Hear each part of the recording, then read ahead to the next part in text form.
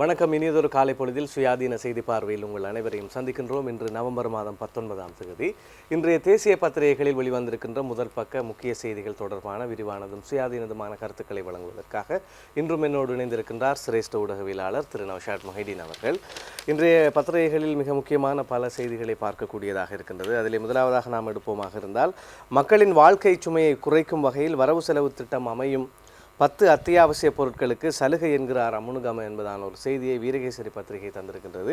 ஏனைய தமிழ் பத்திரிகையிலும் கூட இந்த செய்தியை பார்க்கக்கூடியதாக இருக்கின்றது. தேசிய அரசாங்கத்தின் கீழ் நாளைய தினம் பாராளுமன்றத்தில் சமர்ப்பிக்கப்பட உள்ள வரவு செலவு திட்டத்தில் மக்களுக்கு தேவையான 10 அத்தியாவசிய பொருட்களுக்கான சலுகைகள் உள்ளடங்கலாக மக்கள் வாழ்க்கை சுமையை குறைக்கும் திட்டங்கள் முன்னெடுக்கப்படும் என்று அமைச்சர் சரத் அமுனுகம தெரிவித்த கருத்தை தான் அந்த செய்தியில் பார்க்கக்கூடியதாக இருக்கின்றது. நேற்றைய தினம் நான் நினைக்கின்றேன் சில இணையதளங்களிலே குறிப்பிட்ட 10 பொருட்களினுடைய பெயர்களும் அதிலிருக்கு எந்தளவு தூரம் சலுகைகள் வழங்கப்பட இருக்கின்றன என்பது தொடர்பாகவும் சில செய்திகள் வெளிவந்ததையும் நாம் பார்க்கக்கூடியதாக இருக்கின்றது. அந்த அடிப்படையிலே நாங்கள் அடுத்து மிக முக்கியமான ஒரு செய்தி இன்றைய பத்திரிகைகளில் பார்க்கக்கூடியதாக இருக்கின்றது. திருமலையில் இரகசிய முகாம், வடக்கு கிழக்கில் இராணுவ பிரசன்னத்தை குறைக்க கோருகிறது ஐநா குழு. வீரகேசரி பத்திரிகையினுடைய பிரதான தலைப்புச் செய்தி தான் இது.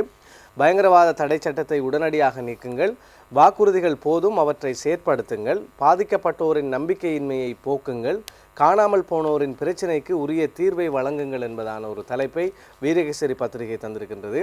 திருகோணமலை கடற்படை முகாமுக்குள் இரகசிய தடுப்பு முகாம் ஒன்று இருப்பதை நாங்கள் அவதானித்தோம். நாம் அவதானம் செலுத்திய பகுதியில் 12 அறைகள் எந்தவிதமான ஏற்றுக்கொள்ளப்பட்ட வசதிகளும் இன்றி காணப்பட்டன. 2010ஆம் ஆண்டு வரை இதில் ஆட்கள் தடுத்து வைக்கப்பட்டிருக்கலாம் என நாம் சந்தேகிக்கின்றோம். இது தொடர்பில் புலனாய்வு பிரிவினர் விசாரணை நடத்தி வருகின்றனர். இந்த விசாரணைகளின் முடிவுகள் தொடர்பில் நாம் அதிக கரிசனை செலுத்தி இருக்கின்றோம் என்று ஐக்கிய நாடுகளின் காணாமல் போனோர் குறித்த செயற்குழுவின் பிரதிநிதிகள் தெரிவித்த கருத்தை மையப்படுத்தி தான் அந்த தலைப்புச் செய்தி தரப்பட்டிருக்கிறது. சுடரொளி பத்திரிகையிலும் கூட இந்த தலைப்புச் செய்தியை பார்க்கலாம். இரகசிய முகாம்கள் குறித்து சுயாதீன விசாரணை தேவை, ஐநா குழு வலியுறுத்து, திருமலை முகாம் குறித்தும் தகவல் வெளியிட்டது என்பதாக சுடரொளி பத்திரிகை தலைப்புச் செய்தியை தந்திருக்கின்றது. தமிழ் மிரர் பத்திரிகையிலும் கூட கடற்படையின் இரகசிய தடுப்பு முகாமை சுவரில் இருந்த வரிகள் காட்டி கொடுத்தன என்பதாக தமிழ் மிரர் பத்திரிகையும் ஒரு தலைப்புச் செய்தியை தந்திருக்கின்றது. அதே போன்று தினகரன் பத்திரிகையிலும் கூட இந்த செய்தியை நாம் பார்க்கக்கூடியதாக இருக்கின்றது. திருமலை கடற்படை தளத்தில் நிலக்கீழ் இரகசிய தடுப்பு முகாம், மர்மமான முறையில் நுழைவாயில், ஐநா நிபுணர் குழு அதிர்ச்சி தகவல், பெரும் எண்ணிக்கையானோர் தடுத்து வைக்கப்பட்டிருந்தது ஊர்ஜிதம் என்பதாக தினகரன் பத்திரிகையும் தலைப்புச் செய்தி ஒன்றை தந்திருக்கின்றது. அதேபோன்று தினகரன் பத்திரிகையில் இன்னுமொரு கருத்து அமைச்சர் மங்கள சமரவீர அவர்களை மேற்கோள் காட்டி தரப்பட்டிருக்கிறது. ஐநா குழுவை சந்தித்தோருக்கு அழுத்தம், குற்றச்சாட்டுகள் தொடர்பில் அரசு விசாரணை, பயங்கரவாத தடை சட்டத்தை நீக்கி புதிய சட்டம், தமிழ் கைதிகளின் விடுதலையை வைத்து ஜிஎல் பீரிஸ் வங்குரோத்து அரசியல் என்பதாக வெளிவிவகார அமைச்சரை மேற்கோள் காட்டி அந்த செய்தி தரப்பட்டிருக்கிறது. அதே போன்று டெய்லி நியூஸ் பத்திரிகையிலும் கூட 2 செய்திகள் தரப்பட்டிருக்கின்றன. Families of disappeared intimidated UN working group என்பதாக ஒரு செய்தி தரப்பட்டிருக்கிறது. அதே போன்று இன்னும் ஒரு செய்தியும் தரப்பட்டிருக்கிறது. கட்டமிடப்பட்ட செய்தியாக stern action if there is proof foreign minister என்பதாக வெளிவிவகார அமைச்சரினுடைய கருத்தை மையப்படுத்தி அந்த செய்தியும் தரப்பட்டிருக்கிறது. ஐக்கிய நாடுகள் குழு சுமார் 10 தினங்களுக்கு முன் இலங்கைக்கு விஜயம் செய்து 10 தினங்களாக வடக்கு கிழக்கு பிரதேசங்கள் உட்பட பல பிரதேசங்களுக்கு விஜயம் செய்து காணாமல் போனோர் பற்றி அவர்கள் பல தகவல்களை திரட்டி இருக்கின்றார்கள். ஐக்கிய நாடுகள் சபையின் காணாமல் போனோர் பற்றி ஆராய்கின்ற நிறைவேற்று குழுவின் பிரதிநிதிகள் அடங்கிய குழுதான் இலங்கைக்கு வந்து இந்த 10 நாள் விஜயத்தை முடித்துக்கொண்டு நேற்று கடைசி தினமாக அவர்கள் தங்களுடைய பணிகளை முடித்துக்கொண்டு கொழும்பில் இருக்கின்ற ஐக்கிய நாடுகள் அலுவலகத்தில், தலைமை அலுவலகத்தில் ஒரு செய்தியாளர் மாநாட்டை நடத்தியிருக்கின்றார்கள். அந்த செய்தியாளர் மாநாட்டில் தெரிவிக்கப்பட்ட கருத்துக்கள் தான் இன்றைய பத்திரிகைகளில் பிரதான இடம் பிடித்திருக்கின்றன. அதில் மிகவும் அதிர்ச்சியான ஒரு தகவலை அவர்கள் தெரிவித்திருக்கின்றார்கள். திருகோணமலை கடற்படை முகாமுக்குள் ஒரு தடுப்பு முகாம் ஒன்று இருந்திருக்கின்றது. அந்த தடுப்பு முகாம் நிலத்துக்கு கீழ் மிகவும் இரகசியமான முறையில் செயற்படுத்தப்பட்டு வந்திருக்கின்றது என்பதுதான் அந்த அதிர்ச்சியான தகவலாக இருக்கின்றது. திருகோணமலைக்கு விஜயம் செய்த பொழுது இந்த அதாவது கைது செய்யப்பட்டவர்கள் தடுத்து வைக்கப்பட்டிருந்ததாக நம்பப்படுகின்ற இந்த முகாம் பிரதேசத்துக்கு தாங்கள் செல்ல நேர்ந்ததாக அவர்கள் குறிப்பிட்டிருக்கின்றார்கள். உறவினர்கள் பலர் இந்த இடம் குறித்து பல்வேறு முறைப்பாடுகளை தெரிவித்திருக்கின்றார்கள். அதனை அடுத்து போலீசாரின் உதவியோடு சிஐடி அதிகாரி ஒருவர் தான் இவரை அங்கு அழைத்து சென்று அந்த இடங்களை காட்டியிருக்கின்றார். அங்கே தாங்கள் கண்ட விடயங்களை அவர்கள் நேற்று செய்தியாளர்கள் மத்தியில் பகிர்ந்து கொண்டிருக்கின்றார்கள். பெரும் எண்ணிக்கையானோர் இங்கு நீண்ட காலம் தடுத்து வைத்திருக்கலாம், பெரும் எண்ணிக்கையானோரை இங்கு நீண்ட காலம் தடுத்து வைத்திருக்கலாம் என்றும் அதற்கான சான்றுகள் காணப்படுவதாகவும் அவர்கள் தெரிவித்திருக்கின்றார்கள். 2010ஆம் ஆண்டு வரை இந்த முகாம் பகுதிக்குள் கைதிகள் தடுத்து வைக்கப்பட்டிருந்திருக்கலாம் என்று நம்பப்படுகின்றது. சுவரில் சில குறிப்புகள் காணப்படுகின்றன. அந்த குறிப்புகளின் பிரகாரம் 2010ஆம் ஆண்டு வரை இந்த முகாமில் இவர்கள் இருந்திருக்கலாம் என்று நம்பப்படுகின்றது. ஆனால் அதற்கு பிறகு என்ன நடந்தது என்பதுதான் தெரியாமல் இருக்கின்றது. 2010க்கு பின்னர் எவ்வளவு காலம் அவர்கள் அங்கு தடுத்து வைக்கப்பட்டிருந்தார்கள் என்பதும் தெரியாமல் இருக்கின்றது. குறிப்பாக இவர்கள் பல்வேறு பிரதேசங்களில் இருந்தும் கைது செய்யப்பட்ட சந்தேக நபர்களாக இருக்கலாம், அல்லது காணாமல் போனோர் என்று உறவினர்களால் முறைப்பாடு செய்யப்பட்டிருக்கின்ற அந்த காணாமல் போனோர்களாக இருக்கலாம். இந்த திருகோணமலை கடற்படை முகாமுக்கு உள்ளே, அதன் வளவுக்குள்ளே இவ்வாறான 3 கட்டிடங்கள் இருப்பதாக அவர்கள் குறிப்பிட்டிருக்கின்றார்கள். நிலத்துக்கு அடியில் 3 கட்டிடங்கள் இருக்கின்றன. அதில் ஒரு கட்டிடத்தில் மட்டும், ஒரு பகுதியில் மட்டும் 12 சிறை கூடங்கள் அமைக்கப்பட்டிருந்ததை தாங்கள் அவதானிக்கக்கூடியதாக இருந்ததாக அவர்கள் குறிப்பிட்டிருக்கின்றார்கள். இந்த தடுப்பு முகாமானது, அல்லது இந்த மக்கள் தடுத்து வைக்கப்பட்டதாக நம்பப்படுகின்ற இந்த பகுதியானது சாதாரணமாக சட்டபூர்வமாக ஒருவரை கைது செய்து அவரை விளக்கமறியலிலோ அல்லது சிறையிலோ அல்லது வேறு வகையான தடுப்பு முகாமிலோ வைத்திருப்பதற்கான ஒரு முகாம் போலவோ ஒரு பிரதேசம் போலவோ தெரியவில்லை. இது முற்றிலும் மாறுபட்ட கோணத்தில் இது அமைக்கப்பட்டிருக்கின்றது என்று அவர்கள் குறிப்பிட்டிருக்கின்றார்கள். இது சட்டபூர்வமாக தடுத்து வைக்கப்பட்டிருப்பவர்களை வைத்திருப்பதற்கான எந்த ஒரு தரத்தையும் அது கொண்டிருக்கவில்லை. மிகவும் மோசமான நிலையில் அது காணப்படுவதாக அவர்கள் குறிப்பிட்டிருக்கின்றார்கள். இவ்வாறான ஒரு முகாமை, தடுப்பு முகாமை நிச்சயமாக அரசாங்க உயர்மட்டத்தினரின் அனுமதியின்றி அல்லது அவர்களுக்கு தெரியாமல் படையினரால் மட்டும் இதனை நடத்தி வரவும் முடியாது. எனவே நிச்சயமாக இது அரசாங்க உயர்மட்டத்துக்கு தெரிந்ததாகவும் அவர்களுடைய அனுமதியுடனுமேயே இது நடத்தப்பட்டு வந்திருப்பது என்பதை தங்களால் உறுதியாக கூற முடியும் என்று அவர்கள் குறிப்பிட்டிருக்கின்றார்கள். இது ஒரு முக்கிய விடயமாக இங்கு கருதப்படுகின்றது. இந்த இடத்தில், இந்த திருகோணமலை முகாமில் மட்டும் பலர் உயிரிழந்திருக்கலாம் என்றும் அவர்கள் அச்சம் தெரிவித்திருக்கின்றார்கள். அவர்கள் அந்த இடங்களை பார்க்கின்ற பொழுது அவ்வாறான சந்தேகம் ஏற்படுவதாக அவர்கள் குறிப்பிட்டிருக்கின்றார்கள். ஆனாலும் அதற்கான வாய்ப்புகள் குறித்து ஊர்ஜிதம் செய்யப்பட வேண்டி இருக்கின்றது என்று அவர் தெரிவித்திருக்கின்றார். இங்கே சித்திரவதைகள் இடம்பெற்றதா என்பதை பற்றி தங்களால் சரியாக கூற முடியாது என்றும், ஆனால் சித்திரவதைகளும் இடம்பெற்றிருக்கலாம் என்பதற்கான பல சாத்தியங்களை அங்கு தாங்கள் அவதானிக்கக்கூடியதாக இருந்ததாக குறிப்பிட்டிருக்கின்றார்கள். இந்த நிலத்துக்கு அடியிலான இந்த சுரங்கவழி முகாமுக்கு செல்லுகின்ற நுழைவாயில் மிகவும் மர்மமான முறையில், மிகவும் வினோதமான முறையில், நுட்பமான முறையில் அமைக்கப்பட்டிருப்பதாக அவர்கள் நேற்று குறிப்பிட்டிருக்கின்றார்கள். வெளியிலிருந்து ஒருவர் பார்க்கின்ற பொழுது இதற்குள்ளே யாரும் செல்வது தெரியாது, யாரும் கண்டுகொள்ளவும் முடியாது. ஒருவரை அழைத்து சென்றால் அவர் நிலத்துக்கு அடியில் கொண்டு செல்லப்படுகின்றாரா அல்லது வேறு இடத்துக்கு கொண்டு செல்லப்படுகின்றாரா என்பதை வெளியிலிருந்து எவராலும் பார்த்து புரிந்து கொள்ள முடியாத அளவுக்கு மிகவும் நுட்பமான முறையில் இந்த கட்டிடம் அமைக்கப்பட்டிருப்பதாக அவர்கள் தெரிவித்திருக்கின்றார்கள். தங்களது இந்த விஜயத்தின் போது, இந்த 10 நாள் விஜயத்தின் போது தாங்கள் கண்டுகொண்ட அல்லது கண்டுபிடித்த ஒரு மாபெரும் உண்மையாக, ஒரு பிரதான தகவலாக இதை தாங்கள் கருதுவதாகவும் அவர்கள் நேற்று குறிப்பிட்டிருக்கின்றார்கள். இது குறித்து பல விசாரணைகள் நடத்தப்படுவதாக இப்பொழுது செய்திகள் வெளியாகியிருக்கின்றன.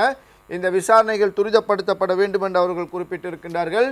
உறவினர்களே அதாவது காணாமல் போனோரின் உறவினர்களே தங்களுக்கு இது குறித்த தகவல்களை கூறியதாக அவர்கள் தெரிவித்திருக்கின்றார்கள். இலங்கையில் சுமார் 20,000 பேர் காணாமல் போயிருப்பதாக அல்லது காணாமல் ஆக்கப்பட்டிருப்பதாக தகவல்கள் இருக்கின்றன, பல முறைப்பாடுகள் இருக்கின்றன.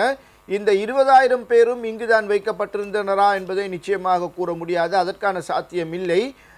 ஒரு குறிப்பிட்ட தொகையினர் இங்கு வைக்கப்பட்டிருக்கலாம். அப்படியானால் மற்றவர்கள் எங்கே வைக்கப்பட்டிருந்தார்கள்?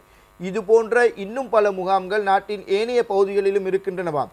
ஏனைய இராணுவ, கடற்படை மற்றும் முகாம்களுக்குள் இவ்வாறான சித்திரவதை கூடங்களோ அல்லது தடுப்பு முகாம்களோ, ரகசிய தடுப்பு முகாம்களோ இருந்திருக்கின்றனவா என்பது குறித்தும் விசாரிக்கப்பட வேண்டும். அது தொடர்பான சந்தேகம் இப்பொழுது எழுந்திருக்கின்றது. ஏனெனில் காணாமல் போனோர்களின் எண்ணிக்கையையும், தரப்பட்டிருக்கின்ற எண்ணிக்கையையும், இங்கு எவ்வளவு பேர் வைக்கப்பட்டிருக்கின்றலாம் என்பதை மதிப்பிட்டு பார்க்கின்ற பொழுது பாரிய வித்தியாசம் காணப்படுகின்றது. எனவே நிச்சயமாக திருகோணமலைக்கு அப்பாலும் வேறு இடங்களிலும் இவ்வாறான தடுப்பு முகாம்கள், இரகசிய முகாம்கள் இருந்திருப்பதற்கான வாய்ப்புகள் இருப்பதாகத்தான் அவர்கள் குறிப்பிட்டிருப்பதை நாங்கள் பார்க்கக்கூடியதாக இருக்கின்றது. மேலும் இது தொடர்பான இந்த எடுக்கப்பட வேண்டிய காணாமல் போனோர் தொடர்பாக எடுக்கப்பட வேண்டிய சில நடவடிக்கைகள் தொடர்பாகவும் அவர்கள் அரசாங்கத்துக்கு சில சிபார்சுகளை முன்வைத்திருக்கின்றார்கள். பாதிக்கப்பட்டவர்கள் இப்பொழுது நம்பிக்கையிலிருந்து காணப்படுகின்றார்கள். தங்களுடைய உறவினர்கள் குறித்த நம்பிக்கையை இழந்தவர்களாக அவர்கள் இருக்கின்றார்கள். எனவே அவர்களுக்கு நம்பிக்கையை ஏற்படுத்தும் வண்ணம் தகவல்கள் அவர்களுக்கு வழங்கப்பட வேண்டும், உண்மைகளை அவர்களுக்கு தெரிவிக்க வேண்டும் என்று அவர்கள் கேட்டிருக்கின்றார்கள். ஐக்கிய நாடுகள் சபைக்கு இலங்கை அரசாங்கம் வழங்கிய வாக்குறுதிகள் அனைத்துமே இப்பொழுது காலாவதியாகிவிட்டன. எனவே இனிமேல் அந்த வாக்குறுதிகள் வழங்கி கொண்டிருக்காமல் அதை செயற்படுத்துவதற்கான நடைமுறைகளை தீவிரப்படுத்த வேண்டும், துரிதப்படுத்த வேண்டும் என்று அவர்கள் கேட்டிருக்கின்றார்கள். உறவினர்கள் மத்தியில் நம்பிக்கையை கட்டி எழுப்பினால்தான் அரசாங்கம் தற்பொழுது மேற்கொண்டு வருகின்ற நல்லிணக்க செயற்பாடுகளில் வெற்றி காண முடியும். நல்லிணக்க செயற்பாடுகளை துரிதப்படுத்துவதற்கு காணாமல் போனோரின் உறவினர்கள் மத்தியில் நம்பிக்கை கட்டி எழுப்பப்பட வேண்டும் என்றும் அவர்கள் தெரிவித்திருக்கின்றார்கள். மேலும் இந்த காணாமல் போனோர் பற்றிய விசாரணைகளை சுதந்திரமான ஒரு அமைப்பை நிறுவி அதன் மூலம் மேற்கொள்ள வேண்டும் என்று அவர்கள் தெரிவித்திருக்கின்றார்கள். ஏற்கனவே ஜனாதிபதி ஆணைக்குழு ஒன்று நியமிக்கப்பட்டு அந்த ஆணைக்குழு சில நடவடிக்கைகளை எடுத்து இப்பொழுது அறிக்கையும் வெளியிட்டிருக்கின்றது. இந்த ஆணைக்குழுவின் செயற்பாடுகளை அவர்கள் வரவேற்றிருக்கின்றார்கள். இருந்தாலும் இதன் நடவடிக்கைகள் மேலும் விரிவுபடுத்த வேண்டும், பரவலாக அமைய வேண்டும், பரவலான நோக்கு கொண்டதாக இந்த ஆணைக்குழுவின் நடவடிக்கைகள் அமைய வேண்டும் என்ற சிபாரிசையும் அவர்கள் முன்வைத்திருக்கிறார்கள். சர்வதேச ஒத்துழைப்புடன் உண்மையை கண்டறிவதற்கான ஆணைக்குழு நியமிக்கப்பட்டு அதற்குரிய செயற்பாடுகளும் முன்னெடுக்கப்பட வேண்டும் என்று அவர்கள் தெரிவித்திருக்கின்றார்கள். இந்த ஆணைக்குழுவினர், அதாவது இந்த ஐக்கிய நாடுகள் குழுவினர் சுமார் 200 குடும்பங்களின் பிரதிநிதிகளை சந்தித்து அவர்களிடமிருந்து பல்வேறு தகவல்களை திரட்டி இருக்கின்றார்கள். இந்த குடும்பங்கள் வழங்கிய தகவலின் பிரகாரம் தான் தாங்கள் பல நடவடிக்கைகளை எடுக்கவிருப்பதாகவும் அவர்கள் தெரிவித்திருக்கின்றார்கள். ஆனால் அவர்களுக்கு தங்களை சந்தித்து தங்களுக்கு தகவல்களை வழங்கிய இந்த குடும்ப உறுப்பினர்களுக்கு பல்வேறு தரப்பிலிருந்தும் இப்பொழுது நெருக்குதல்கள் அதிகரித்திருக்கின்றன. அவர்கள் அச்சுறுத்தப்பட்டிருக்கின்றார்கள் என்ற ஒரு முறைப்பாடு முன்வைக்கப்பட்டிருக்கின்றது. இது தொடர்பாகத்தான் அமைச்சர் மங்கள சமரவீர நேற்றைய செய்தியாளர் மாநாட்டில் தெரிவித்திருக்கின்றார். அவ்வாறான முறைப்பாடுகள் இருப்பின் அரசாங்கம் அதில் கவனம் செலுத்தும், அவ்வாறு யாரையும் அச்சுறுத்த முடியாது, அதற்கான நடவடிக்கைகள் எடுக்கப்படும் என்று அவர் குறிப்பிட்டிருக்கின்றார். எனவே பாதிக்கப்பட்டவர்களின் உறவினர்கள் தகவல்களை வழங்கியமைக்காக அவர்கள் அச்சுறுத்தப்பட்டால் அது தொடர்பாக புறம்பான கவனம் செலுத்தப்பட வேண்டும் என்றும் அவர்கள் கேட்டிருக்கின்றார்கள். பயங்கரவாத தடை சட்டம் பற்றியும் அவர்கள் குறிப்பிட்டிருக்கின்றார்கள். பயங்கரவாத தடை சட்டம் சர்வதேச தரத்துக்கு இசைவானதாக காணப்படவில்லை. எனவே சர்வதேச தரத்துக்கு ஏற்றதாக இந்த பயங்கரவாத தடை சட்டத்தில் மாற்றங்கள் செய்யப்பட வேண்டும், இல்லையேல் அது தொடர்பான வேறு நடவடிக்கைகள் எடுக்கப்பட வேண்டியிருக்கின்றது. இப்பொழுது அரசாங்கம், நாம் ஏற்கனவே இந்த நிகழ்ச்சி வாயிலாக உங்களுக்கு தந்திருந்தோம், இந்த பயங்கரவாத தடை சட்டத்தை மாற்றி அமைத்துவிட்டு அதனை நீக்கிவிட்டு புதிதாக அது தொடர்பான விரிவான சட்டமூலம் ஒன்றை கொண்டு வருவதற்கான ஏற்பாடுகளை செய்து கொண்டிருக்கின்றது. அது தொடர்பான கலந்துரையாடல்கள் இப்பொழுது நடந்து கொண்டிருக்கின்றன. பல்வேறு தரப்பிலிருந்து எதிரான கருத்துக்கள் கூட வந்து கொண்டிருக்கின்றன. எனவே அரசாங்கம் இந்த பயங்கரவாத தடை சட்டத்தை நீக்குவதற்கான சில முயற்சிகளை மேற்கொண்டு வருகின்றது என்பதையும் நாங்கள் அறிந்து கொள்ளக்கூடியதாக இருக்கின்றது. பாதிக்கப்பட்டோருடைய நலனுக்காக வரவு செலவு திட்டத்தில் அதிக நிதி ஒதுக்கப்பட வேண்டும் என்றும் இந்த ஐக்கிய நாடுகள் குழுவினர் தங்களுடைய சிபாரிசினை தெரிவித்திருக்கின்றார்கள். பாதிக்கப்பட்டோர்களுக்கு வழங்கப்படுகின்ற நட்ட ஈடு அதிகரிக்கப்பட வேண்டும் என்றும் அவர்கள் குறிப்பிட்டிருக்கின்றார்கள். எனவே பாதிக்கப்பட்டவர்களுடைய உறவினர்கள் தங்களுடைய வாழ்வாதாரத்தை கட்டியெழுப்புவதற்கும் சிலர் அந்த காணாமல் போனவர்கள் அல்லது காணாமல் ஆக்கப்பட்டவர்களில் தான் இந்த குடும்பங்கள் தங்கியிருக்கின்ற நிலை கூட பல இடங்களில் காணப்படுகின்றது. எனவே அவர்களுக்கான நட்ட ஈடு சரியான முறையில் வழங்கப்பட வேண்டும் என்றும் அவர்கள் தெரிவித்திருக்கின்ற கருத்துக்களை அங்கே நாம் விரிவாக பார்க்கக்கூடியதாக இருக்கின்றது. இதே நேரத்தில் இன்று வழக்குகளோடு தொடர்பட்ட சில விடயங்களை பார்க்கலாம். பிணையில் வந்தார் ஞானக என்பதாக ஒரு செய்தி தரப்பட்டிருக்கிறது. ஐக்கிய மக்கள் சுதந்திர முன்னணியின் மாத்தளை மாவட்ட நாடாளுமன்ற உறுப்பினரும் முன்னாள் அமைச்சருமான ஜனக பண்டார தென்னகோனை $1 மில்லியன் பெறுமதியான 2 சரீர பிணை மற்றும் 5 லட்சம் ரூபாய் ரொக்கப்பிணையிலும் செல்வதற்கு கண்டி மேல் நீதிமன்ற நீதிபதி மேனகா விஜயசுந்தர நேற்று உத்தரவிட்டுள்ளார் என்பதான ஒரு செய்தி சுடரொளி பத்திரிகையிலே வந்திருக்கின்றது. 1999ஆம் ஆண்டு டிசம்பர் 14ஆம் தேதி தம்புள்ளை பகுதியில் ஒருவர் சுட்டுக் கொல்லப்பட்டதோடு மற்றொருவர் காயமடைந்த சம்பவம் தொடர்பில் குற்றப்புலனாய்வு பிரிவினர் விசாரணைகளை மேற்கொண்டு வந்தனர். குறித்த விசாரணைகளுக்காக கடந்த அக்டோபர் மாதம் 5ஆம் தேதி அன்று முன்னாள் அமைச்சர் ஜனக பண்டார தென்னகோனை குற்றப்புலனாய்வு திணைக்களத்தில் ஆஜராகுமாறு தெரிவிக்கப்பட்டது. எனினும் அவர் குற்றப்புலனாய்வு திணைக்களத்தில் ஆஜராகவில்லை. இந்நிலையில் கொழும்பில் உள்ள ஒரு தனியார் வைத்தியசாலையில் வைத்து கடந்த மறுநாள் 6ஆம் தேதி அவர் கைது செய்யப்பட்டார்.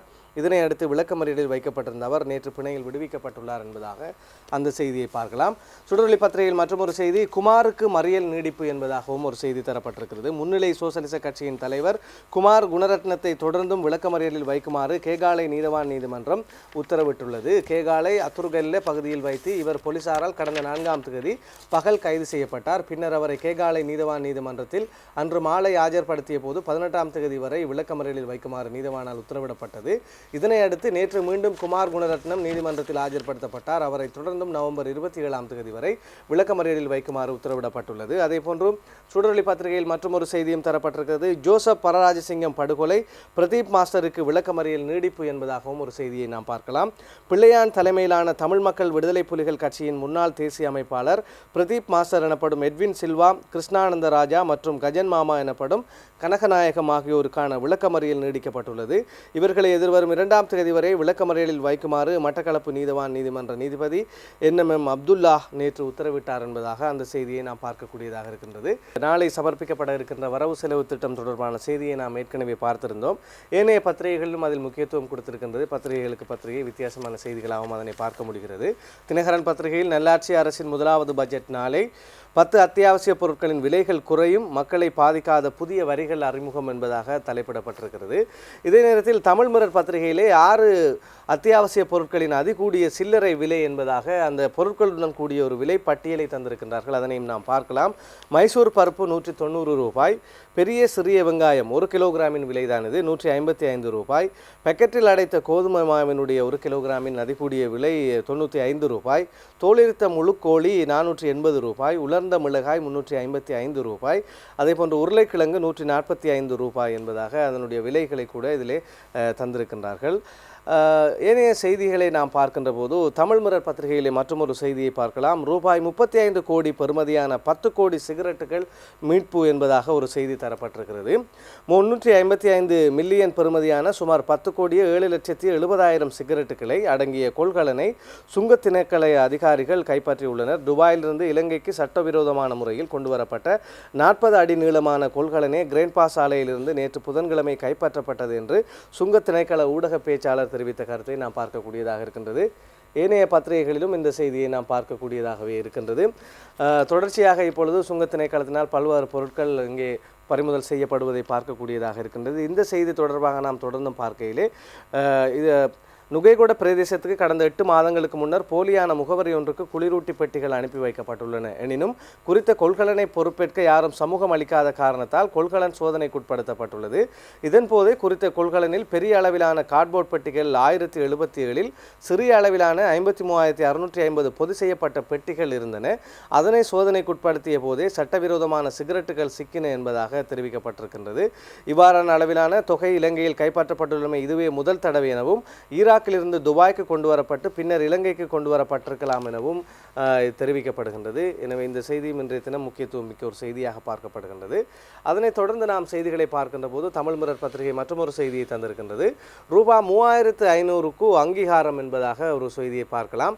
தோட்ட தொழிலாளர்களுக்கு 3,500 ரூபாய் தீபாவளி கொடுப்பனவாக வழங்க அமைச்சரவை அங்கீகாரம் அளித்துள்ளதாக மலையக புதிய கிராமங்கள் உட்கட்டமைப்பு மற்றும் சமுதாய அபிவிருத்தி அமைச்சர் பழனி திகாம்பரம் தெரிவித்தார் என்பதாக அந்த செய்தியை நாம் பார்க்கக்கூடியதாக இருக்கின்றது. ஏனைய செய்திகளை பார்க்கின்ற போது தினகரன் பத்திரிகையில் இன்னும் ஒரு செய்தி. 855 பெருந்தோட்ட ஆசிரியர் நியமனம் தாமதத்திற்கு அமைச்சர் அதிகாரிகளே காரணம் என்பதாக ஒரு செய்தி தரப்பட்டிருக்கிறது. பெருந்தோட்ட தொழிலாளர்களை மையமாக கொண்டு வழங்கப்பட்ட ஆசிரியர் நியமனத்தில் இன்னும் வழங்கப்பட உள்ள 855 பேரின் நியமனங்கள் தாமதமாவதற்கு கல்வி அமைச்சரும் அதன் அதிகாரிகளுமே காரணமே தவிர தான் எந்த விதத்திலும் அதற்கு பொறுப்பல்ல என கல்வி ராஜாங்க அமைச்சர் வேலுசாமி ராதாகிருஷ்ணன் தெரிவித்துள்ளார் என்பதாக இந்த செய்தியை நாம் பார்க்கக்கூடியதாக இருக்கின்றது. அடுத்து நாம் பிரதான செய்தியின் பக்கம் கவனத்தை செலுத்துகின்ற போது கடந்த தேர்தலில், அதாவது ஜனவரி மாதம் 8ஆம் தேதிக்கு முன்பதாக நிறைவேற்ற அதிகாரத்தை ஒழிப்போம் என்கின்ற ஒரு வாக்குறுதியோடும் உறுதிமொழியோடும் தான் ஜனாதிபதி மைத்ரிபால சிறிசேன அவர்கள் ஆட்சிக்கு வந்தார்கள். அவர் வந்தவுடனே 19வது திருத்தத்தினூடாக நிறைவேற்ற அதிகாரத்தில் உள்ள முக்கியமான அதிகாரங்களை குறைத்தார். இதற்கு முன்னர் இலங்கையில் இருந்த பல ஜனாதிபதிகள் நிறைவேற்ற அதிகார முறைமையை நாம் ஒழிப்போம் என்பதாக பலமுறை கூறிய போதும் கூட தேர்தலுக்கு பின்னர் வெற்றியடைந்ததன் பின்னர் அவர்கள் அதை சுலபமாக மறந்து விடுவார்கள். ஆனால் ஒரே ஒரு ஜனாதிபதியாக தன்னுடைய அதிகாரத்தை குறைக்க முற்பட்ட ஒருவராக ஜனாதிபதி மைத்ரிபால சிறிசேன திகழ்ந்தார் என்பதாக அவர் மீதான பாராட்டு உலகம் முழுவதிலிருந்து தெரிவிக்கப்பட்டது. இப்பொழுது முற்றுமுழுதாக நிறைவேற்ற அதிகாரத்தை குறைப்பதற்கான ஒரு நடவடிக்கை எடுத்திருக்கின்றார். அதற்கான அங்கீகாரத்தையும் அமைச்சரவை வழங்கி இருக்கின்றது. இன்றைய பத்திரிகைகள் அனைத்திலும் மிக பிரதானமான ஒரு செய்தியாக அந்த செய்தியை பார்க்கலாம். சுடரொளி பத்திரிகையினுடைய தலைப்புச் செய்தி இவ்வாறு அமைந்திருக்கின்றது.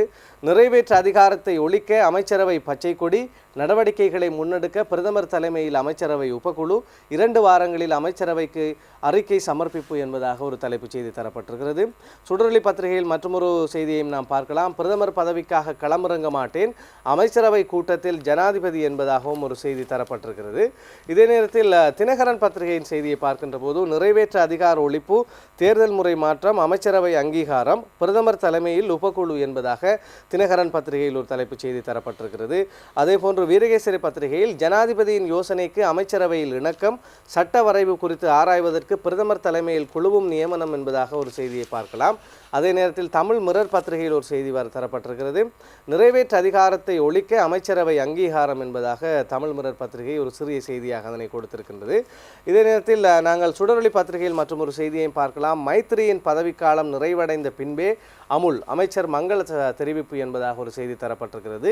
ஜனாதிபதி நிறைவேற்று அதிகாரங்கள் இல்லாது செய்யப்பட்டாலும் அது ஜனாதிபதி மைத்திரிபால சிறிசேனவின் பதவிக்காலம் நிறைவடைந்த பின்னரே நடைமுறைக்கு கொண்டு வரப்படும் என்பதாக வெளிவிவகார அமைச்சர் தெரிவித்த கருத்தின் அடிப்படையில் அந்த செய்தி தரப்பட்டிருக்கிறது. டெய்லி நியூஸ் பத்திரிகையிலும் கூட இந்த செய்தி தான் பிரதான தலைப்புச் செய்தியாக அமைந்திருக்கின்றது. Cabinet not for abolishing executive presidency, president submits 2 major and far reaching cabinet papers, ministerial subcommittee with participation of PM to study the matter, report within 2 weeks என்பதாக அந்த செய்தியை நாம் பார்க்கக்கூடியதாக இருக்கின்றது. அதே போன்று ஏனைய பத்திரிகைகளிலும் கூட நாம் அந்த செய்தியை பார்க்கலாம். தி ஐலண்ட் பத்திரிகையிலும் கூட அந்த செய்தி தரப்பட்டிருக்கிறது. 6 month time frame set for scrapping executive presidency, parliament to be converted into constituent assembly என்பதாக தி ஐலண்ட் பத்திரிகையும் கூட அந்த செய்தியை தந்திருக்கின்றது.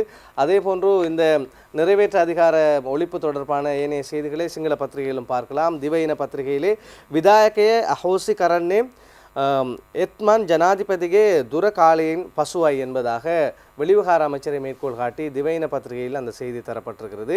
ஏனைய பத்திரிகையிலும் கூட நாம் அதனை பார்க்கலாம். லங்காதீப பத்திரிகையிலும் கூட விதாயக ஜனபதி துரையே அஹோசியட்ட நவ சந்தக்கிரமியிட்ட கேபினட் அனுமதியே என்பதாக ஒரு செய்தி தரப்பட்டிருக்கிறது. நேற்று இது தொடர்பான விரிவான தகவல்களை உங்களுக்கு நாம் வழங்கியிருந்தோம். உலக மட்டத்தில் தன்னுடைய அதிகாரங்களை இல்லாதொழிப்பதற்கு முன்வந்திருக்கின்ற ஒரு தலைவராக இப்பொழுது மைத்ரிபால சிறிசேன இனம் காணப்பட்டிருக்கின்றார் என்பதையும் நாங்கள் இங்கே குறிப்பிட்டாக வேண்டும்.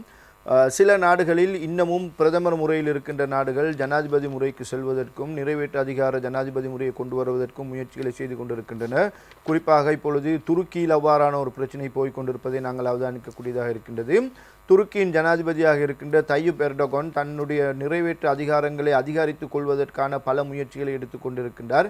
இந்த பொது தேர்தலில் கூட அவருக்கு அதற்குரிய சரியான வாய்ப்புகள் கிடைக்கவில்லை. அவருக்கு போதிய அளவு ஆசனங்கள், ஆட்சி அமைப்பதற்கு போதிய அளவு ஆசனங்கள் கிடைத்தாலும் கூட அதிகாரங்களை அதிகரித்துக் கொள்வதற்கான சரியான வாய்ப்பு இன்னமும் கிடைக்காத நிலையில் இருக்கின்றது. இவ்வாறு பல தலைவர்கள் தங்களுடைய அதிகாரங்களை அதிகரித்துக் கொள்வதற்கும் நிறைவேற்று அதிகார முறையை தக்க வைத்துக் கொள்வதற்கும் முயற்சிகளை எடுத்து வருகின்ற நிலையில் அது தேவையில்லை என்று அதை முற்றுமுழுதாக இல்லாமலாக்குவதற்கும் தன்னுடைய அதிகாரங்களை முழுமையாக கைவிடுவதற்கும் முன்வந்திருக்கின்ற ஒரு பிரத்யேகமான தலைவராக மைத்ரிபால சிறிசேனவை நாங்கள் இப்பொழுது இனம் காணக்கூடியதாக இருக்கின்றது. 2 முக்கியமான அமைச்சரவை பத்திரங்கள் இதற்கென நேற்று சமர்ப்பிக்கப்பட்டிருக்கின்றன. அதனையும் ஜனாதிபதியை சமர்ப்பித்திருக்கின்றார் என்பதுதான் மிகவும் முக்கியமான விடயம். ஒன்று, இந்த நிறைவேற்று அதிகார முறையை முற்றாக இல்லாதொழிப்பது. மற்றது, விகிதாசார தேர்தல் முறையை மாற்றி எல்லோருக்கும் பொருந்தக்கூடிய ஒரு புதிய தேர்தல் முறையை நாட்டுக்கு அறிமுகம் செய்வது என்பது. இரண்டுமே ஏற்கனவே பேசப்பட்ட பழைய விடயங்கள் தான். ஆனால் அது தொடர்பான நடவடிக்கைகள் சரியாக எடுக்கப்படாமல் பல்வேறு தடங்கள் ஏற்பட்டிருந்த நிலைமையில்தான் இப்பொழுது இவை இரண்டையும் நோக்கிய ஒரு புதிய நகர்வு முன்னெடுக்கப்பட்டு வருவதைத்தான் நாங்கள் அவதானிக்கக்கூடியதாக இருக்கின்றது. நேற்று அமைச்சரவை இந்த 2 தீர்மானங்களுக்கும் ஜனாதிபதியினால் சமர்ப்பிக்கப்பட்ட இந்த 2 தீர்மானங்களுக்கும் முழுமையான அங்கீகாரத்தை வழங்கியிருக்கின்றது. அமைச்சரவையில் யாரும் இதை எதிர்க்கவில்லை. எல்லோரும் ஏகோபித்த முறையில் ஏகமனதாக இந்த அங்கீகாரம் வழங்கப்பட்டிருக்கின்றது. அதன் பிரகாரம் பிரதம மந்திரி ரணில் விக்ரமசிங்க தலைமையில் ஒரு குழு நியமிக்கப்பட்டிருக்கின்றது. அந்த அமைச்சரவை உபகுழு ஒன்று நியமிக்கப்பட்டிருக்கின்றது. அவர்கள் கூடி அடுத்த கட்ட நடவடிக்கைகள் பற்றி விரிவாக ஆராயவிருக்கின்றார்கள். சுமார் 2 வார காலங்களுக்குள் அவர்கள் தங்களுடைய அறிக்கையை சமர்ப்பிப்பார்கள் என்று கூறப்படுகின்றது. சில பத்திரிகைகளில் அமைச்சர் மங்கள சமரவீர இதனை 3 வாரம் என்று குறிப்பிட்டிருப்பதாக கூட நாங்கள் ஒரு இடத்தில் பார்க்கக்கூடியதாக இருந்தது. எனவே 2 அல்லது 3 வாரங்களுக்குள் இந்த அறிக்கை சமர்ப்பிக்கப்படும். அதன் பிறகு அது தொடர்பான நடவடிக்கைகளை சட்ட வரைஞர் திணைக்களம், லீகல் டிராஃப்ட்ஸ்மேன் டிபார்ட்மெண்ட் என்று குறிப்பிடுவார்கள், சட்ட வரைஞர் திணைக்களம் இது தொடர்பான சட்டங்களை உருவாக்கும். இவை இரண்டுமே, அதாவது இந்த ஜனாதிபதி மாற்ற முறை, தேர்தல் மாற்ற முறை இரண்டுமே அரசியல் யாப்பின் ஊடாக செய்யப்பட வேண்டிய விடயங்களாக இருப்பதால் புதிய அரசியல் யாப்பின் தேவையொன்றும் இப்பொழுது முன்னரை விட அதிகமாக வலியுறுத்தப்பட்டிருக்கின்றது. எனவே அந்த அரசியல் யாப்பு வரைவு தொடர்பாக சட்ட வரைஞர் திணைக்களம் கவனம் செலுத்தும். ஏற்கனவே பாராளுமன்ற உறுப்பினர் ஜாயம்பதி விக்ரமரத்ன தலைமையிலான ஒரு குழு இது தொடர்பான நடவடிக்கைகளில் ஈடுபட்டு வருவதாக நாங்கள் பல இடங்களில் பார்க்கக்கூடியதாக இருக்கின்றது. எனவே இவ்வாறான ஒரு நகர்வை நோக்கி இந்த விடயம் இப்பொழுது செல்லத் தொடங்கியிருப்பதை நாங்கள் பார்க்கக்கூடியதாக இருக்கின்றது. முழு பாராளுமன்றமும் ஒரு அரசியல் சாசன சபையாக மாற்றப்பட்டு அதனூடாகத்தான் இந்த புதிய அரசியல் யாப்புக்கான நடவடிக்கைகளும் நிறைவேற்று அதிகாரத்தை முழுமையாக நீக்குவது தொடர்பான நடவடிக்கைகளும் எடுக்கப்படவிருப்பதாக நாங்கள் காணக்கூடியதாக இருக்கின்றது. நேற்று ஸ்ரீலங்கா சுதந்திர கட்சியின் செய்தியாளர் மாநாடு ஒன்று கட்சியின் தலைமையகத்தில் இடம்பெற்ற பொழுது அமைச்சர் சரத் அமுனுகம மற்றும் மஹிந்த அமரவீர ஆகியோர் இது தொடர்பான கருத்துக்களை தெரிவித்திருக்கின்றார்கள். ஒரு கட்சி என்ற ரீதியில் ஸ்ரீலங்கா சுதந்திர கட்சி ஏற்கனவே இந்த 2 விடயங்களுக்கும் தன்னுடைய ஆதரவை வழங்கி இருக்கின்றது என்று அவர்கள் குறிப்பிட்டிருக்கின்றார்கள். எனவே இதை ஏனைய கட்சிகளுடைய ஆதரவோடு நிறைவேற்றிக் கொள்வது சாத்தியமாகும் என்று நம்பிக்கை தெரிவித்திருக்கின்றார்கள். குறிப்பாக பிரதம மந்திரி தலைமையில் நியமிக்கப்பட்டிருக்கின்ற இந்த அமைச்சரவை உபகுழு ஏனைய கட்சிகள் மற்றும் சிவில் சமூக பிரதிநிதிகள் உட்பட சம்பந்தப்பட்ட பல்வேறு தரப்பினரை சந்தித்து அவர்களுடைய கருத்துக்களையும் உள்வாங்கி அதன் அடிப்படையில் தான் இது தொடர்பான நடவடிக்கைகளை எடுக்கும் என்று நம்புவதாக ஜனாதிபதி சார்பாகவும் கருத்துக்கள் வெளியாகியிருப்பதை நாங்கள் பார்க்கக்கூடியதாக இருக்கின்றது. ஏற்கனவே ஜனாதிபதியை மேற்கோள் காட்டி இது தொடர்பாக வெளியாகியிருந்த செய்திகளில், நேற்று வெளியாகியிருந்த தகவல்களில் நாங்கள் உங்களுக்கு விரிவாக வழங்கியிருந்தோம். 2016ஆம் ஆண்டு முடிவடைவதற்குள் இந்த நடவடிக்கைகள் பூர்த்தி செய்யப்படும் என்று தெரிவிக்கப்பட்டிருக்கின்றது. அடுத்த ஆண்டு முற்பகுதியில் அல்லது நடுப்பகுதியில் இது பாராளுமன்றத்துக்கு சமர்ப்பிக்கப்பட்டு அடுத்த ஆண்டு 2016 முடிவடைவதற்குள் இந்த நடவடிக்கைகள் பூர்த்தி செய்யப்படும், பாராளுமன்ற நடவடிக்கைகள் பூர்த்தி செய்யப்படும். தேவை ஏற்பட்டால் சரோஜன வாக்கெடுப்பு ஒன்றுக்கு செல்வதற்கும் அரசாங்கம் தயாராக இருப்பதாக தெரிவிக்கப்பட்டிருந்தது. அதன்படி 2017ஆம் ஆண்டு தொடக்கம் இந்த புதிய நடைமுறை அமலுக்கு வரும் என்ற ரீதியில் தான் செய்திகள் வெளியாகியிருந்தன. ஆனால் வெளிவிவகார அமைச்சர் நேற்று ஒரு புதிய கருத்தை தெரிவித்திருக்கின்றார். அவை நிறைவேற்றப்பட்டாலும் கூட மைத்ரிபால சிறிசேனவின் தற்போதைய ஆட்சிக்காலம் முடிவடைந்த பிறகுதான் இது அமலுக்கு வரும்.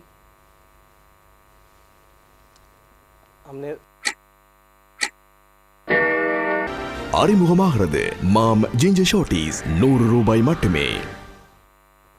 மைத்ரிபால சிறிசேனவின் ஆட்சி முடிவடைந்த பின்னர் தான் இது அமலுக்கு வரும் என்று வெளிவிவகார அமைச்சர் கூறியிருக்கின்றார். நாம் இந்த அரசாங்கத்தில் ஆரம்பம் முதல் சொல்லி வருகின்ற ஒரு பிரச்சினை தான், ஒருவர் ஒன்றை சொன்னால் அதனோடு தொடர்புடைய இன்னொரு கருத்தை அதே அமைச்சரவையை சேர்ந்த அரசாங்கத்தை சேர்ந்த இன்னொருவர் மற்றொரு விதத்தில் சொல்வது. ஜனாதிபதி குறிப்பிட்டிருந்த விடயங்களில் இந்த ஜனாதிபதியின் முதலாவது பதவிக்காலம் முடிவடைந்த பின்னர் தான் இது அமலுக்கு வரும் என்று எங்கும் சொல்லப்படவில்லை. 2016ஆம் ஆண்டுக்குள் பூர்த்தி செய்யப்பட்டு 2017ஆம் ஆண்டு முதல் இது நடைமுறைக்கு வரும் என்றார்கள்.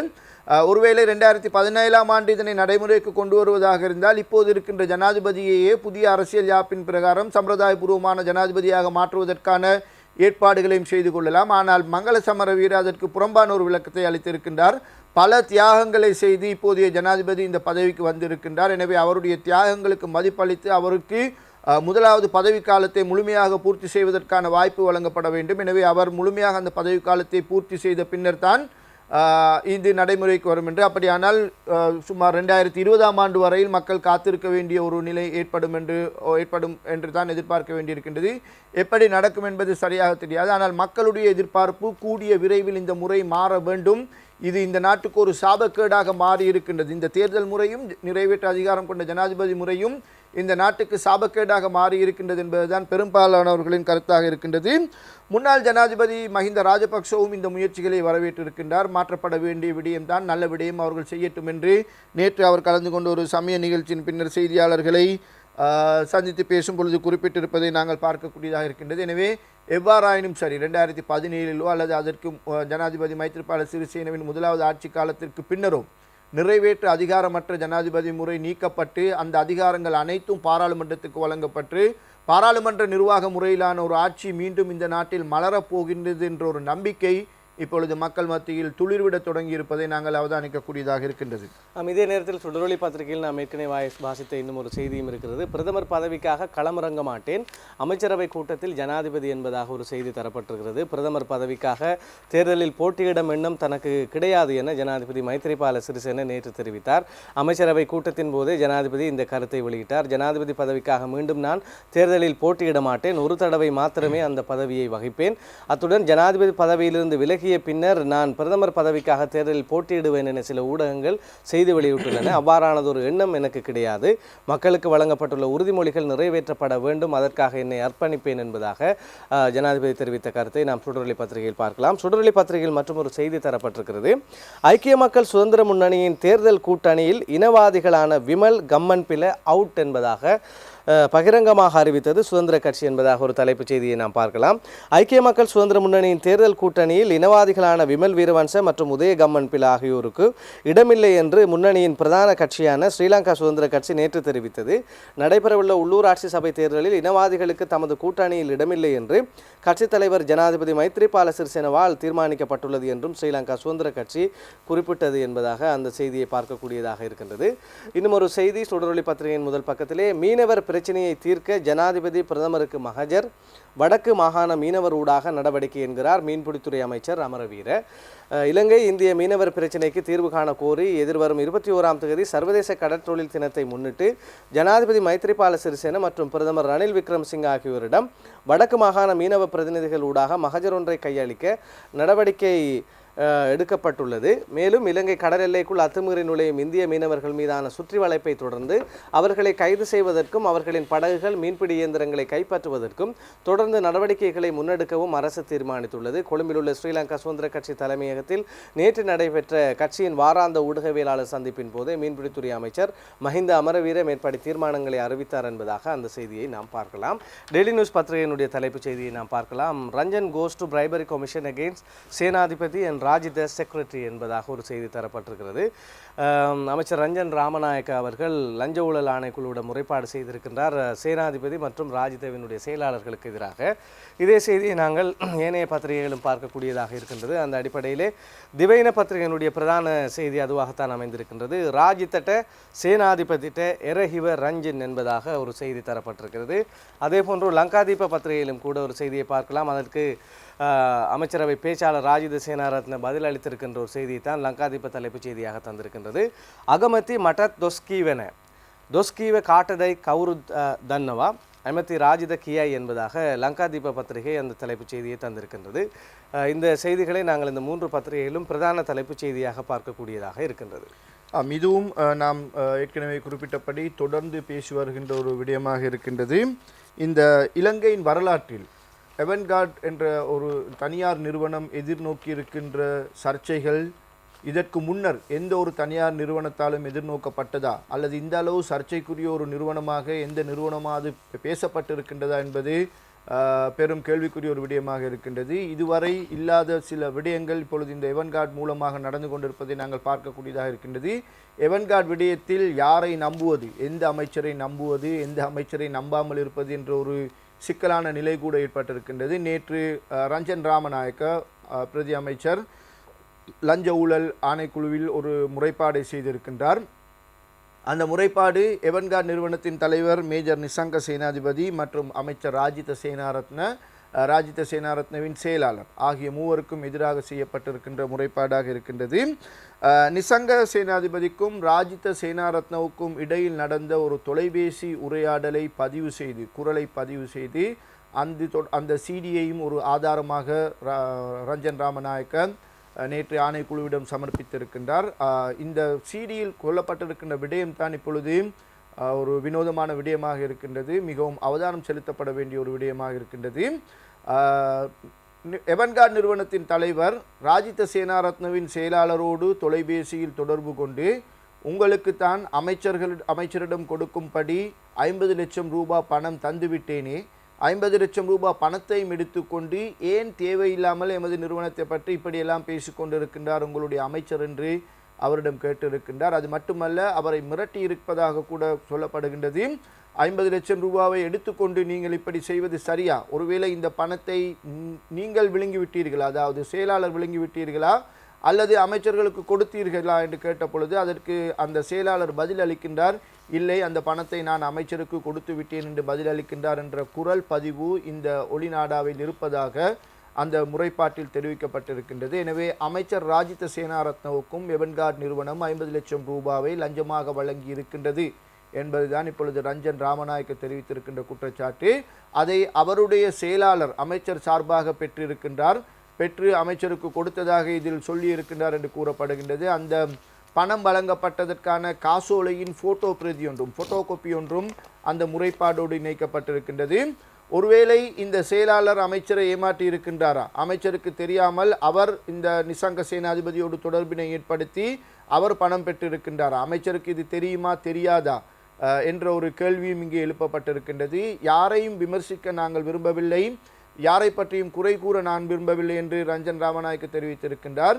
என்னுடைய கேள்வியெல்லாம், அதாவது ரஞ்சன் ராமநாயக்கவின் கேள்வி, நல்லாட்சிக்குள் இருந்து கொண்டு யாரும் எவன்கார்ட் நிறுவனத்தை காப்பாற்றுவதற்காக வக்காலத்து வாங்குவதற்காக குரல் கொடுக்க முடியாது. எவன்கார்ட் நிறுவனம் பற்றி பூரணமான விசாரணைகள் நடத்தப்பட வேண்டும். அந்த எவன்கார்ட் நிறுவனத்துக்கு யார் யாரோடெல்லாம் தொடர்பு இருந்தது, அரசியல்வாதிகள், அரசாங்கத்தில் இருப்பவர்கள், எதிர்க்கட்சியில் இருக்கின்ற அரசியல்வாதிகளுள் யார் யாரோடெல்லாம் தொடர்பு இருந்தது, அவர்களுக்கெல்லாம் எவ்வளவு பணம் வழங்கப்பட்டது என்பது குறித்து விசாரணைகள் நடத்தப்பட வேண்டும் என்பதுதான் அவருடைய கேள்வியாக இருக்கின்றது. அது மட்டுமல்ல, இவ்வளவு பெருந்தொகை பணத்தை ஒவ்வொருவருக்கும், ஏற்கனவே இன்னும் ஒருவருக்கு, முக்கியமான ஒருவருக்கு 100 மில்லியன் ரூபாய் கொடுக்கப்பட்டதாக சில தகவல்கள் வெளியாக இருக்கின்றது. எனவே இவ்வளவு தூரம் பணத்தை வழங்குவதற்கு இந்த பணம் எங்கிருந்து வந்தது? நிசங்க சேனாதிபதி இராணுவத்தில் இருந்தவர்.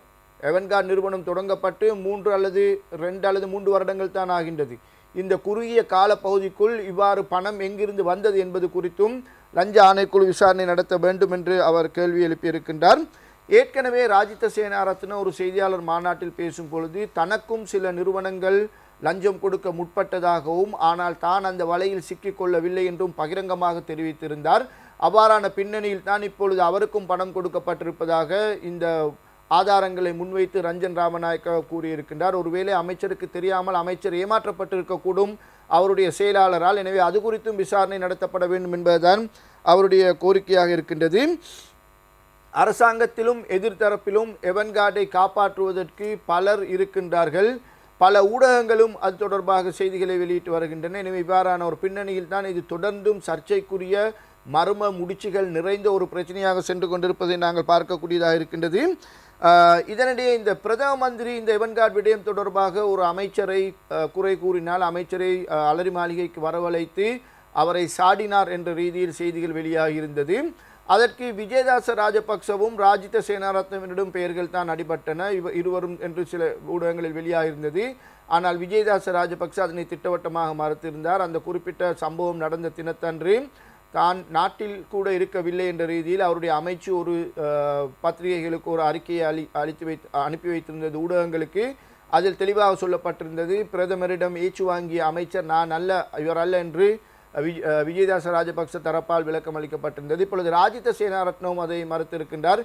எனக்கும் அப்படி நடக்கவில்லை, அதை நடந்தது யாருக்கு என்பது மக்களுக்கு தெரியும், ஆனால் அவர்கள் அறிக்கைகள் வெளியிட்டு அவர்கள் தங்களை காப்பாற்றிக் கொள்ள மறைக்க நினைக்கின்றார்கள் என்று ராஜித சேனாரத்ன தெரிவித்திருக்கின்றார். நாம் ஆரம்பத்திலிருந்து குறிப்பிடுகின்றபடி இந்த எவன்கார்ட் விடயம் இப்பொழுது அமைச்சர்களுக்கு இடையில் ஒரு வகையான விளையாட்டாக, குறை கூறும் விளையாட்டாக சென்று கொண்டிருக்கின்றது. ஒருவரை பற்றி குறை கூறுவதும் ஒருவர் மற்றவர் மீது பழி சுமத்துவதும் இவ்வாறு இது தொடர்ந்து கொண்டு செல்வதை நாம் பார்க்கக்கூடியதாக இருக்கின்றது. இதனிடையே எவன்கார்ட் ஊழியர்கள் சில கருத்துக்களை தெரிவித்திருக்கின்றார்கள். இந்த எவன்கார்ட் நிறுவனம் ஆயுத கடத்தலில் ஈடுபட்டிருக்கின்றது, போதைப்பொருள் கடத்தலில் ஈடுபட்டிருக்கின்றது என்றெல்லாம் குற்றம் சாட்டப்பட்டிருக்கின்றது. அவ்வாறான சட்டவிரோதமான நடவடிக்கைகள் எதிலும் நாங்கள் ஈடுபடவில்லை, எங்கள் மீது அவ்வாறான பழி சுமத்துவது பெரும் பாவமான விடயம் என்று அவர்கள் குறிப்பிட்டிருக்கின்றார்கள். தங்களுடைய நிறுவனம் ஒருபோதும் அவ்வாறு நடந்து கொள்ளவில்லை, சட்டபூர்வமாகவே தாங்கள் பணம் சம்பாதித்திருப்பதாக அவர்கள் குறிப்பிடுகின்றார்கள். அது மட்டுமல்ல, இந்த எவன்கார்ட் நிறுவனத்தின் தலைவர் அரசியல்வாதிகளுக்கு பலவந்தமாக லஞ்சம் கொடுத்தார் என்பதையும் அந்த ஊழியர்கள் மறுத்திருக்கின்றார்கள். அவர் யாருக்குமே லஞ்சம் கொடுக்கவில்லை. ஆனால் பணம் தேவை என்று யாராவது கேட்டு வந்தால், அரசியல்வாதிகள் பணம் தேவை என்று கேட்டு வந்தால் அவர்களுக்கு அவர் பணத்தை கொடுத்து உதவி இருக்கின்றார். இவ்வாறு பணம் பெற்ற பலர் இருக்கின்றார்கள். தேர்தல் பிரசார காலத்தின் பொழுது தங்களுடைய தேர்தல் பிரசாரத்துக்காக பலர் இவ்வாறு பணம் பெற்றிருக்கின்றார்கள். ஆனால் அவர்கள் எல்லோருமே இப்பொழுது துரோகிகளாக மாறி எம்மீது பழியை போட்டுக் கொண்டிருக்கின்றார்கள் என்று அந்த எவன்கார்டு ஊழியர்கள் தெரிவித்திருக்கின்றார்கள். எனவே அவர்கள் தெரிவித்திருக்கின்ற கருத்தின் பிரகாரமும் எவன்கார்டு நிறுவனத்தின் தலைவருக்கு இந்த அளவு பணம் எங்கிருந்து வந்தது, எப்படி கிடைத்தது என்பது இப்பொழுது ஒரு பெரிய கேள்வியாக மாறி இருக்கின்றது. அதற்கும் விடை காண வேண்டிய பொறுப்பு லஞ்ச ஊழல் பிரிவையும் அரசாங்கத்தையும் சார்ந்ததாக இருக்கின்றது என்பதை தான் அது தொடர்பான செய்திகளில் நாம் விரிவாக பார்க்கக்கூடியதாக இருக்கின்றது. அடுத்து மிக விரைவாக தி ஐலண்ட் பத்திரிகையில் ஒரு செய்தி தரப்பட்டிருக்கிறது. Girls picked up for prostitution from probation homes என்பதாக ஒரு முக்கியமான சர்ச்சைக்குரிய ஒரு செய்தி தரப்பட்டிருக்கிறது. பெண்கள் மீதான துஷ்பிரயோகம், சிறுவர்கள் துஷ்பிரயோகம் செய்யப்படுவது பற்றி பல செய்திகள் வந்து கொண்டிருக்கின்றன. இங்கே இதுவும் ஒரு அதிர்ச்சிக்குரிய விடயமாக இருக்கின்றது. அரசாங்கத்தின் கீழ் இருக்கின்ற சிறுவர் பராமரிப்பு சேவைகள் திணைக்களத்தால் நடத்தப்பட்டு வரும் இல்லங்களிலிருந்து, அனாதை இல்லங்களிலிருந்து சிறுமிகள் வெளியே கொண்டு வரப்பட்டு அவர்கள் விபசாரத்தில் ஈடுபடுத்தப்பட்டு வந்திருக்கின்றமை இப்பொழுது தெரிய வந்திருக்கின்றது. குற்றவாளிகளை கொண்ட ஒரு ஒழுங்கமைக்கப்பட்ட குழு இதனை ஒரு வியாபாரமாக செய்து வந்திருப்பதையும் போலீசார் இப்பொழுது கண்டுபிடித்திருக்கின்றார்கள். கம்பள பகுதியில் ஒரு விபசார விடுதியை போலீசார் தொடர்ந்து பல தடவைகள் ரெய்ட் பண்ணியிருக்கின்றார்கள். பல தடவைகள் அதனை முற்றுகையிட்டு அங்குள்ளவர்களை கைது செய்திருக்கின்றார்கள். ஒவ்வொரு தடவையும் அந்த சிறுமியர் இல்லத்தை, அந்த விபசார விடுதியை முற்றுகையிட்டு சோதனை நடத்துகின்ற பொழுது அங்கு 20 வயதுக்கு குறைவான பெண்கள் பலர் இருப்பதை தொடர்ந்து போலீசார் அவதானித்து வந்திருக்கின்றார்கள். ஒவ்வொரு காலகட்டத்திலும் வெவ்வேறு பெண்கள் இருக்கின்றார்கள். எனவே 20 வயதுக்கு குறைவான பெண்கள் மட்டும் எப்படி இந்த விபசார விடுதிக்கு வருகின்றார்கள் என்பது தொடர்பாக புறம்பான விசாரணைகளை போலீசார் ரகசியமாக தேடி இருக்கின்றார்கள். அப்பொழுதுதான் இந்த விடயம் அம்பலத்துக்கு வந்திருக்கின்றது. இந்த சிறுவர் பராமரிப்பு நிலையங்களில், இந்த அரசாங்கத்தால் நடத்தி வருகின்ற இந்த சிறுவர் பராமரிப்பு சேவை திணைக்களத்தின் இல்லங்களில் 18 வயது வரையில் பிள்ளைகளை வைத்திருப்பார்கள். 18 வயது பிந்திய பின்னர், அவர்கள் பருவமடைந்த பின்னர், அவர்கள் மேஜரான பிறகு யாராவது ஒருவர் தன்னை அவருடைய சட்ட பாதுகாவலராக காட்டி அந்த பெண்ணின் சம்மதத்தோடு அங்கிருந்து விடுவித்து வெளியே கொண்டு வரலாம் என்ற நியதி இருக்கின்றது. சாதாரணமாக இந்த பாலியல் துஷ்பிரயோகங்களுக்கு உட்படுகின்றவர்கள் மற்றும் வேறு வகையான குற்றச்சாட்டுக்கு உட்படுகின்ற பெண்கள் நீதிமன்றத்தில் நிறுத்தப்பட்டால், சிறுமியர் நீதிமன்றத்தில் நிறுத்தப்பட்டால் அவர்களை பொறுப்பேற்பதற்கு பெற்றோர் தயாரில்லாத நிலையில் அல்லது பெற்றோர்கள் இல்லாத நிலையில் அவர்கள் இவ்வாறான இல்லங்களுக்குத்தான் அனுப்பி வைப்பார்கள். நீதிமன்றத்தால் அவ்வாறு தான் அனுப்பி வைக்கப்படும். அந்த இல்லத்தில் அவர்கள் 18 வயது வரையில் இருக்கலாம். 18 வயதுக்கு பிறகு அவர்கள் ஒரு பாதுகாவலரோடு அங்கிருந்து வெளியேறலாம் என்ற நியதி இருக்கின்றது. இந்த நியதியை பயன்படுத்தி இந்த குறிப்பிட்ட கம்பளை பிரதேசத்தில் நடத்தப்பட்டு வந்த இந்த விபசார விடுதியின் உரிமையாளர் இதனை ஒரு தனியான ஒரு நெட்வொர்க்காக, வலையமைப்பாக ஏற்படுத்தி பல நபர்களையும் இவ்வாறான இல்லங்களுக்கு அனுப்பி குறிப்பிட்ட காலப்பகுதியில் 18 வயதை தாண்டுகின்ற பிள்ளைகளை அங்கிருந்து கொண்டு வந்து அவர்களை அதன் பின்னர் பலவந்தமாக விபசாரத்தில் ஈடுபட்டு வந்திருக்கின்றார்கள் என்று தெரிய வந்திருக்கின்றது. ஒரு சிறுமி அண்மையில் பிடிபட்டிருக்கின்றார். அவர் எம்பிலிபிட்டிய பிரதேசத்தை சேர்ந்தவர். அவர் 18 வயதை தாண்டியதும் அவர் தங்கியிருந்த அந்த விடுதியின் முகாமையாளரே அவருடைய பாதுகாவலராக மாறி, பாதுகாவலர் என்று கூறி அவரை அங்கிருந்து கொண்டு வந்து பலவந்தப்படுத்தி விபசாரத்தில் ஈடுபடுத்தி இருக்கின்றார்கள். இந்த யுவதி கைது செய்யப்பட்ட பிறகு அவர் வழங்கிய தகவல்களின் அடிப்படையில் தான் போலீசார் விசாரணைகளை முடுக்கிவிட்டு இப்பொழுது இந்த உண்மைகளை கண்டுபிடித்து இருக்கின்றார்கள். இந்த யுவதி விபசாரத்தில் ஈடுபடுத்தப்படுகின்ற பொழுது அவரிடம் வரும் வாடிக்கையாளர்களுக்கான கட்டணமான 3000 ரூபாய் அறவிடப்படுகின்றது. அதில் 1000 ரூபாய் அந்த யுவதிக்கு கொடுக்கப்படுகின்றது, மற்ற 2000 ரூபாய் விடுதிக்கு கொடுக்கப்படுகின்றது. இவ்வாறு தான் அந்த வர்த்தகம் சென்று கொண்டிருக்கின்றது. குறிப்பிட்ட ஒரு தினத்தில் இந்த யுவதியை கைது செய்த பொழுது அன்றைய தினத்தில் மட்டும் அவர் 15000 ரூபாய் சம்பாதித்திருக்கின்றார் என்ற தகவலும் போலீசாருக்கு கிடைத்திருக்கின்றது. இவர்கள் இருவரும் இப்பொழுது நீதிமன்றத்தில் ஆஜர் செய்யப்படவிருக்கின்றார்கள். போலீசார் இந்த நெட்வொர்க்குள் வருகின்ற, இந்த வலையமைப்புக்குள் வருகின்ற ஏனைய முகவர்கள், ஏனைய குற்ற நபர்களை தேடி வலைவிரித்திருக்கின்றார்கள் என்ற தகவலையும் அந்த செய்தியில் விரிவாக காணக்கூடியதாக இருக்கின்றது. அடுத்து நாம் இன்றைய பத்திரிகைகள் வெளிவந்திருக்கின்ற கேலி சித்திரங்களை பார்க்கலாம். முதலாவதாக டெய்லி மிரர் பத்திரிகையினுடைய கேலி சித்திரம். டெய்லி மிரர் பத்திரிகையின் கேலி சித்திரம், ISISஇன் தாக்குதல்கள் இப்பொழுது பிரான்சில் அதிகரித்து செல்கின்றது. நேற்றும் ஒரு போலீசாருடன் நடந்த ஒரு மோதலில் 2 பேர் கொல்லப்பட்டிருக்கின்றார்கள் என்ற தகவல்களை காணக்கூடியதாக இருக்கின்றது. ஐரோப்பிய நாடுகளை ISIS அச்சுறுத்துவது போல் இந்த கார்ட்டூன் வரையப்பட்டிருக்கின்றது. அதே நேரத்தில் லங்காதீப பத்திரிகையினுடைய கேலி சித்திரம். லங்காதீப பத்திரிகையின் கேலி சித்திரம், ஜனாதிபதி அண்மையில் அந்த ஒரு வைபவத்தில் பேசும் பொழுது இன்று பல அமைச்சர்கள் ஒருவருக்கு ஒருவர் சுதந்திரமாக கருத்துக்களை தெரிவித்துக் கொள்கின்றார்கள், விமர்சித்துக் கொள்கின்றார்கள் என்று குறிப்பிட்டார். இதுதான் அந்த அமைச்சர்களுடைய கருத்து தெரிவிக்கும் லட்சணமாக இருக்கின்றது. ஆளுக்கால் சேறு பூசிக்கொண்டிருப்பதை நாம் சற்று முன்னர் அந்த எவன்கார்டு விடயத்திலும் குறிப்பிட்டோம். ஆளுக்கால் சேறு பூசிக்கொண்டு குறை கூறி கொண்டிருப்பதைத்தான் அவதானிக்கக்கூடியதாக இருக்கின்றது. அடுத்து லங்காதீப பத்திரிகையினுடைய சுவாரஸ் கார்ட்டூன். இதுவும் மிகவும் சுவாரஸ்யுடைய கார்ட்டூன் சுவாரஸ்யமாகவே தரப்பட்டிருக்கின்றது. விமல் வீரவன்ச அண்மையில் ஒரு இடத்தில் பேசும் பொழுது இந்த தற்போதைய அரசாங்கம் என்பது சாதாரண மாடுகளையும் எருமை மாடுகளையும் ஒரே இடத்தில் கட்டி வைத்திருக்கின்ற ஒரு நிகழ்வு போல் தென்படுகின்றது என்று குறிப்பிட்டிருந்தார். இப்பொழுது ஒருவர் அவரிடம் கேள்வி கேட்கின்றார். விமல் வீரவன்ச இப்பொழுது ஏகாபத்த விபக்ஷ, அதாவது கூட்டு எதிரணி என்று ஒன்றை தொடங்கி இருக்கின்றார். அந்த கூட்டு எதிரணிக்குள் இருப்பது அரசாங்கத்துக்குள் இருப்பது சாதாரண மாடுகளும் எருமை மாடுகளும். அப்படியானால் இந்த கூட்டு எதிரணிக்குள் இருப்பது புறம்பாக சாதாரண மாடுகளா அல்லது புறம்பான எருமை மாடுகளா என்று அவரிடம் கேட்பது போல் இந்த கார்ட்டூன் வரையப்பட்டிருக்கின்றது. அடுத்து திவைன பத்திரிகையினுடைய திவைன உட்பட இன்னும் சில பத்திரிகைகளில் இதனை அடிப்படையாக கொண்ட கார்ட்டூனை தான் நாங்கள் தொடர்ந்து பார்க்கக்கூடியதாக இருக்கின்றது. ஜேஆர் என்ற ஆவியை விரட்டுவதற்கு, நிறைவேற்ற அதிகாரத்தை இல்லாமலாக்குவதற்கு இப்பொழுது ஜனாதிபதி நடவடிக்கை எடுத்திருக்கின்றார். ஜனாதிபதியும் பிரதமர்களும் இங்கே பேய் விரட்டுபவர்கள் போல், ஆவிகளை விரட்டுபவர்கள் போல் வரையப்பட்டிருக்கின்றார்கள். போத்தலுக்குள் இருந்து அந்த போத்தலுக்குள் அடைப்பதற்கு, அந்த ஆவியை அடைப்பதற்கு நடவடிக்கை எடுக்கப்பட்டு வருகின்றது. மௌபிம கார்ட்டூனும் அதே துணைப்பொருளில் தான் தரப்பட்டிருக்கின்றது. தினமின கார்ட்டூன் கூட தினமின கார்ட்டூன் முன்னாள் ஜனாதிபதி அந்த மகுடத்துக்காக இன்னமும் கனவு கண்டு கொண்டிருப்போர் போல் காட்டப்பட்டிருக்கின்றார். ஆனால் அந்த மகுடத்தை, அந்த விதாயக் என்ற அந்த நிறைவேற்றை தற்போதைய ஜனாதிபதி மக்களிடம் கையளிப்பது போல் இந்த கார்ட்டூன் தரப்பட்டிருக்கிறது. லக்பிம பத்திரிகை கூட அதை ஒட்டியதான ஒரு கேள்வி. கேபினட் மண்டலி அமைச்சரவையை ஒட்டுவதற்கு, அமைச்சரவையிலிருந்து இந்த விதாயக, அதாவது நிறைவேற்ற அதிகார முறையை நீக்குவதற்கு ஜனாதிபதி தயாராகி கொண்டிருப்பது போல் இந்த கார்ட்டூன் தரப்பட்டது. இதே விடயத்தை அத பத்திரிகை சற்று வித்தியாசமாக கொடுத்திருக்கிறது. இது ஆரம்பத்தில் தேசிய ஊடகங்கள் கொள்கைக்கு குறிவைத்தார் ஜனாதிபதி. அதன் பின்னர் போதைப்பொருள் நடவடிக்கைகளுக்கு குறிவைத்தார். அதன் பின்னர் அல்லஸ் தூஷணி, அதாவது லஞ்ச ஊழல் பிரயாணம் தொடர்பான விடயங்களில் அவர் குறிவைத்தார். இப்பொழுது அடுத்ததாக தன்னைத்தானே, அதாவது நிறைவேற்ற அதிகாரத்துக்கே அவர் குறிவைத்திருப்பதை தான் இந்த கார்ட்டூன் சித்தரிக்கின்றது.